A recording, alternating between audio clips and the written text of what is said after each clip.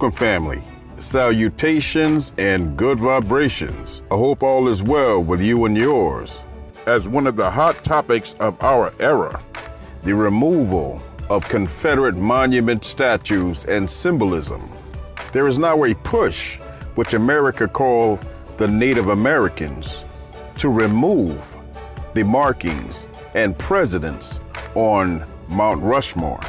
Just to add some quick special news, there was something that happened today at the Stone Mountain, Georgia facility, which is an amusement park in town. And there was a protest and formation walk to a Confederate monument that had members of the Confederacy carved out of the monument of stone. The group's name that did the protests and march and formation with armed weapons is called NFAC, which is a black militia group. And they also made a statement that they are not affiliated with the Black Panther Party or Black Lives Matter, which we will speak on another time. For many of you, let me give a little background on how and when Mount Rushmore was created. Now, just to make it clear, let's get the statute or possession of that land in clarity. The federal government initially recognized Sioux ownership of the Black Hills, where the monument is carved, in an 1868 treaty.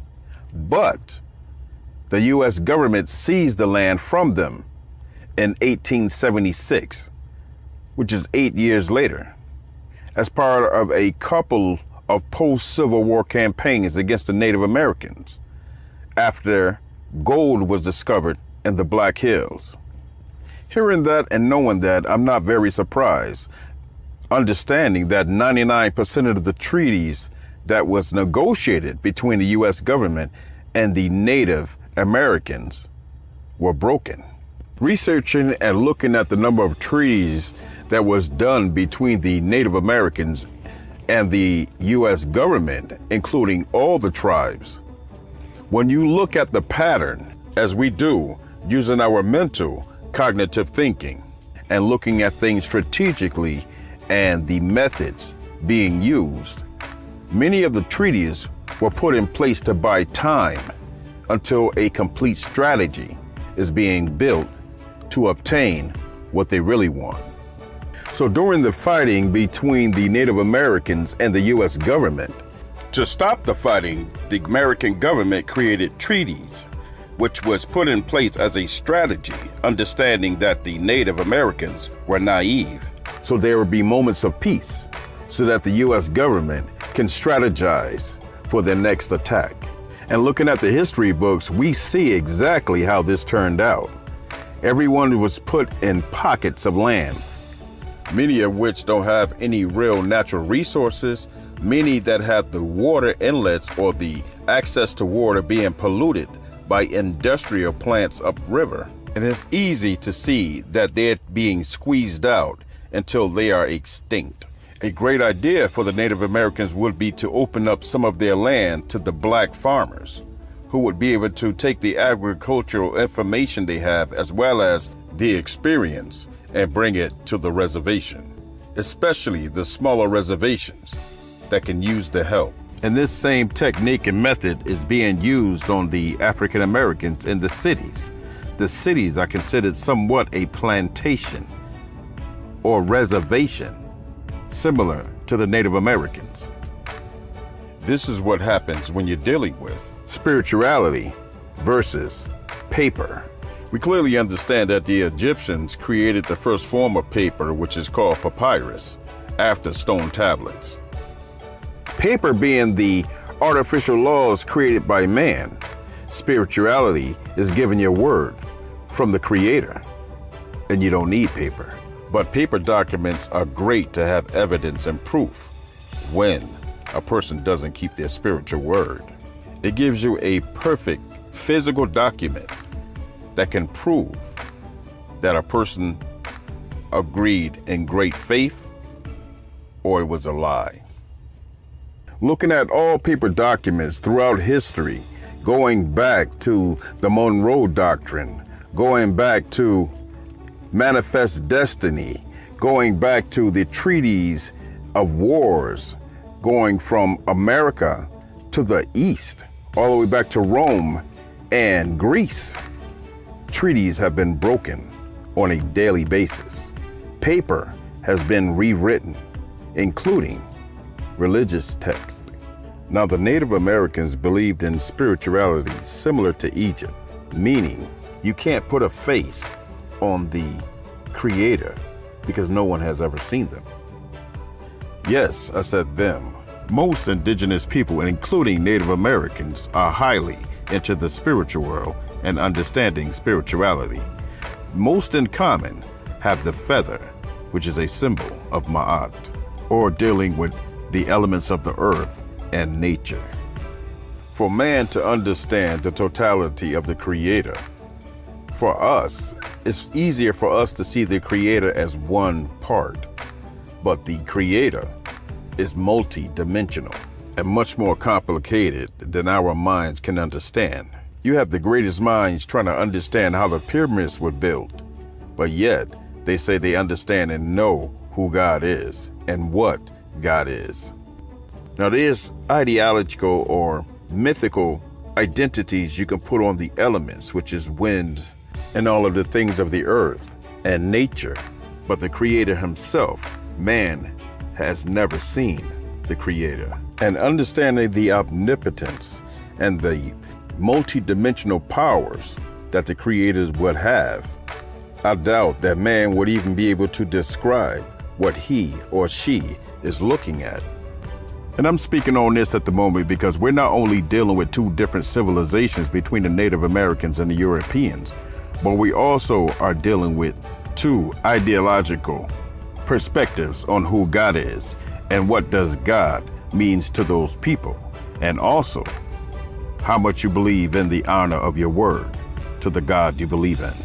According to some of the people or Europeans to come in contact with the Native Americans, the history is well documented on them giving the Native Americans a rewritten Bible to accuse them of killing Jesus. According to the history books, the Europeans stated about the Native Americans that they were so naive and they were so free giving of their possessions that they were prime and ready for conversion. Now, to be completely honest and to make a comment at this point, that naivety or naivety is humbleness and is righteousness. They are not corrupt. They do not know what evil is. Isn't this what all righteous people should want to be? One that does not know evil, one that does not know scheming or planning or cunning to take advantage of another person.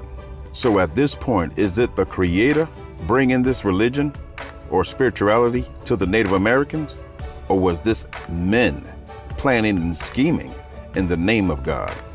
And just to give a further example, President Thomas Jefferson also rewrote the Bible and took out the miracles and special spiritual actions done by Jesus.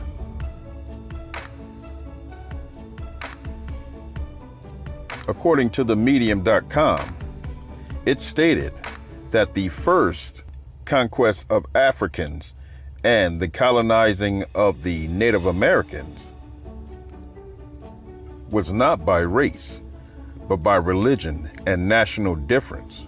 The Spanish colonizers, relying on Pope Nicholas V's papal decree, enslaved the first people because they were enemies of Christ. Indians became the conscripted laborers, forced into the mines and the fields as slaves and encomenderos, the property of the Spanish conquistador who had been granted their land. Now, to understand this clearly, when the church gave the conquistador a plot of land, anything on that land, including the people or Native Americans, was considered their property.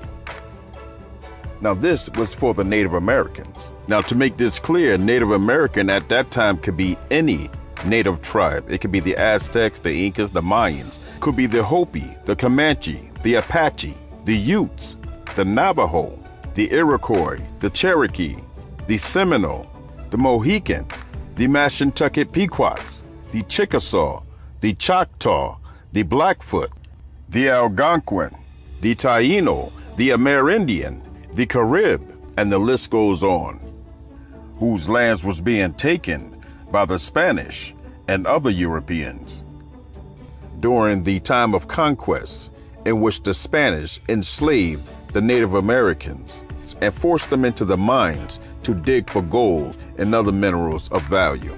Decades of horrific battles, wars, genocide, and disease decreased the population of the first people by the millions.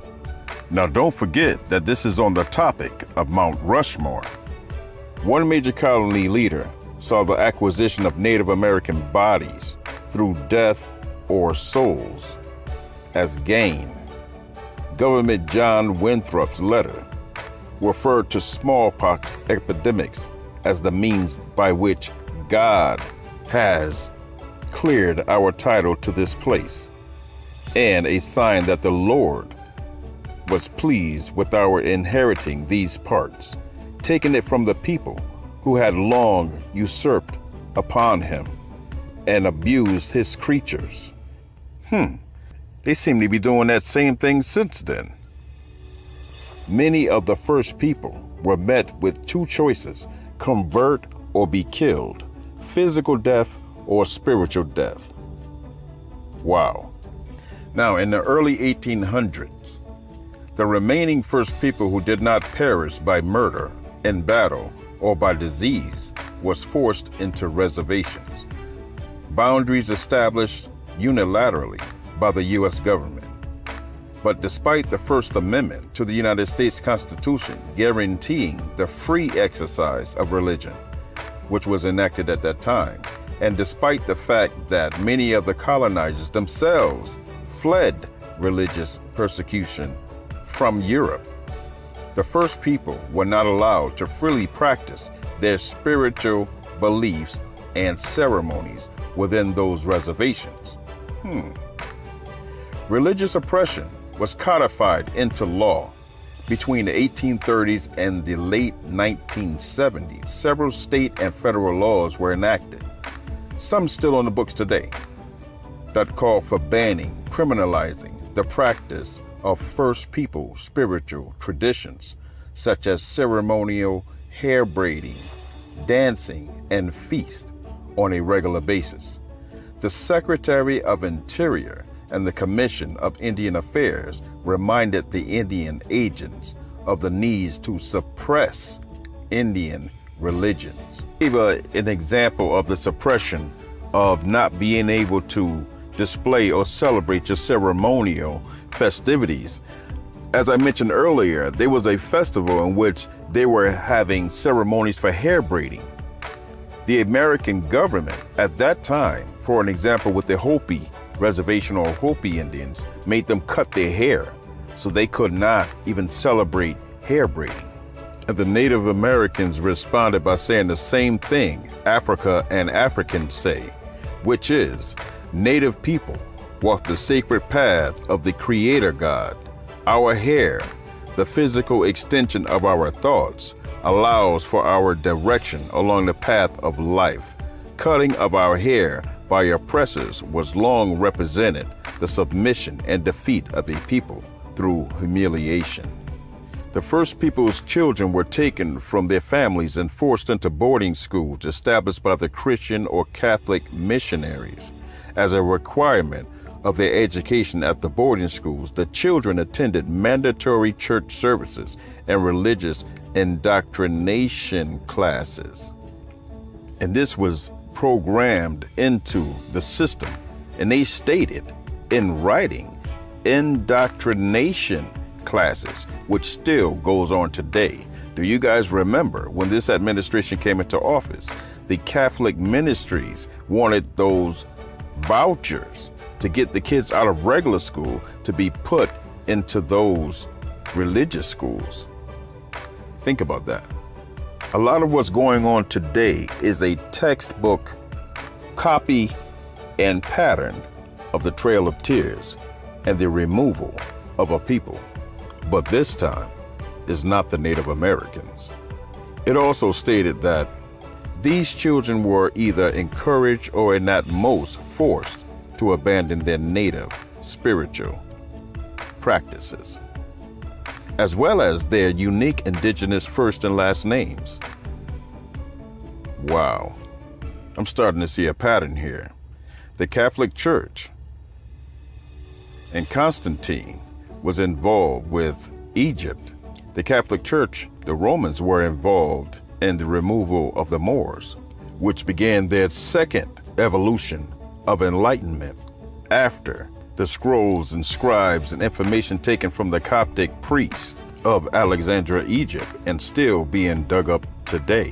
In 1603, King James left England and visited the so-called United States, or the New Land, and returned to England in 1604 and created the Bible, or translated a so-called better version than they already had. Next thing you know, 1604, this new version comes out. So what version was already here in this land that was written in Hebrew or a Coptic language? Well, the so-called pilgrims left England because they was being religiously persecuted by the Catholics, came here and started persecuting everyone else. Though the first couple of years was very hard for the pilgrims, the natives assisted them in survival and showing them how to survive here and grow food. During those first couple of years and winters living in the New England area, many of the pilgrims would eat each other to survive, same as General Custer at Little Bighorn. Well, to get back to where the U.S. government was dealing with the Native Americans, taking their children and indoctrinating their children, removing them from their customs and their original spirituality, sounds exactly what was done to us. There's a pattern there. Wow. So we get a great example of all men are created equal, and also a great example of freedom of religion, which was enacted and in place at that time. Looking throughout history at different events and connecting the dots on different actions of who we are and dealing with native, indigenous, or Africans, it seems that no law applies to the American European at this time, and even now. They do not like to hear the word no, even with their own laws. The Native Americans weren't allowed to practice their spiritual indigenous religion until 1978, over 100 years later, by the American Indian Religious Freedom Act of 1978. Now, understanding the Constitution and the Bill of Rights, which says it guarantees civil rights and liberties to the individual, like the freedom of speech, press, and religion, why would you need a new American Indian Religious Freedom Act that does not create any enforceable legal rights when you already had the Constitution and the Bill of Rights? This sounds like when they created the 13th Amendment and 14th Amendment for African Americans, when they already had the Constitution and the Bill of Rights, which says all men are created equal, and we were all guaranteed by the Bill of Rights, which came with the Constitution. Once we were given all citizenship after the Civil War and Abraham Lincoln signed the Emancipation Proclamation, once we became citizens, we should not have to need the 13th and 14th Amendment, but we should be included with the original Constitution and the Bill of Rights that came with that Constitution. But they had to create an amendment to that Constitution to include us, when the original Constitution said all men are created equal. The 13th and 14th Amendment sounds a contradiction and should be unconstitutional, which should be already included with the original Constitution and Bill of Rights. But understanding the 13th Amendment, it gives them the legal right to continue slavery when incarcerated, which only applies to us because the 13th and 14th Amendment was created for us. So this doesn't apply for slavery of any other people. when incarcerated. Now, understanding that the Washington Monument is actually on the reservation of the Native American tribe, it is very legal and obviously to think that if anything is on your land, you should be able to do or remove whatever you want. But being that the United States of America wants to control a monument in another reservation or another country's, which is this seems to be, a reservation is not considered under the jurisdiction of the United States of America. The reservations in our country, which is the United States of America, is considered foreign soil. The reservation has its sovereignty as though they are another country with their own legal system and their own jurisdiction and police forces. Now, understanding history, the land or the Native American territory was seized by the United States of America because it had gold in the hills. After America created a treaty with the tribe. Now, the eminent domain law that was created in 1875 states that the Supreme Court held that the government may seize property through the use of eminent domain as long as it appropriates just compensation to the owner of the property. So if there's gold in the land, what is the just compensation for the land and the gold they're going to extract? Nothing was given to the Native Americans. Nothing was sent as compensation. It also states in the statute of 1875 that the property or anything acquired by eminent domain must be taken for public use. So thinking about it, digging for gold is not public use. That's corporations, private and governmental industry. More or less for the private sector, not the public sector. When trying to understand the unrest and the situation going on around the country, we must keep in mind where they are and why these monuments were put there. They are there to mark territory, and they are there to remind the public of what they fear is at stake in that area. And not only is this movement dealing with the symbols, monuments, and statues in this country, and this is starting to happen worldwide, as if in 2020, people are becoming conscious and awake, and they can see clearly now of what has happened in our past. I think it would be a completely different story if they wanted to keep the Confederate symbols, statues, and monuments around, if it didn't spew hate, if they didn't aggressively degrade and put down everyone else. It would be a different story. There are others here with different nationalities that also have statues, and they do not spew hate. But because how this was created and why this was created, it is more significant than the actual statues themselves. One is an ideology of spiritual proportions, which is trying to cover the land with this negative influence of what their ideology is. Number two is the physical aspect of placing these items in specific locations to mark territory, especially in the South, to mark that area and its history, to mark the physical location of the land, and to mark the spiritual location of that land. The biggest question I have is if this is about heritage, as everyone says. I don't see anyone wearing Confederate uniforms. I don't see any of the other Confederate flags that were really sanctified by the Southern Capitol or Congressional Congress of the Southern states of that time, which was Montgomery, Alabama at first, and then Richmond, Virginia. So the flag with the X was not a registered, certified flag of the South. The flag with the X was a battle flag used in the last 2 years of the war because the South was fighting themselves. From a distance, you couldn't tell the difference between the flag of the United States and the flag of the Confederacy. And the flag with the X never flew above any capital of the South, Montgomery or Richmond.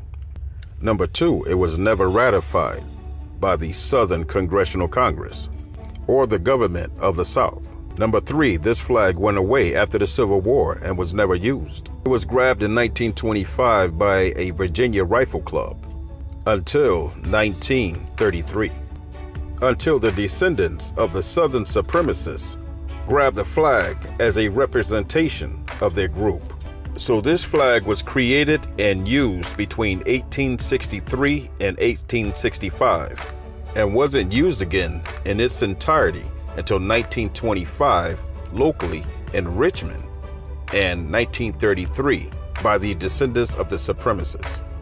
So this flag was approximately 70 years out of service until it was grabbed by the Southern Supremacy Group. That group has now held that flag for over 87 years, but only used the last 2 years of the Civil War. You would think they would be flying the original Confederate flag that was flown above the capitals of Montgomery and Richmond, but they used the one that was used the last 2 years as a battle flag, which was only used because they were firing upon themselves, and from a distance they couldn't tell the difference between the United States flag and the Confederate flag, which is originally the circular stars with 3 bars. It has been stated by television shows and newscasts that if this is heritage, then it belongs in a museum. Thank you for listening. I appreciate you giving support to the channel. Please like, share, and subscribe to our content.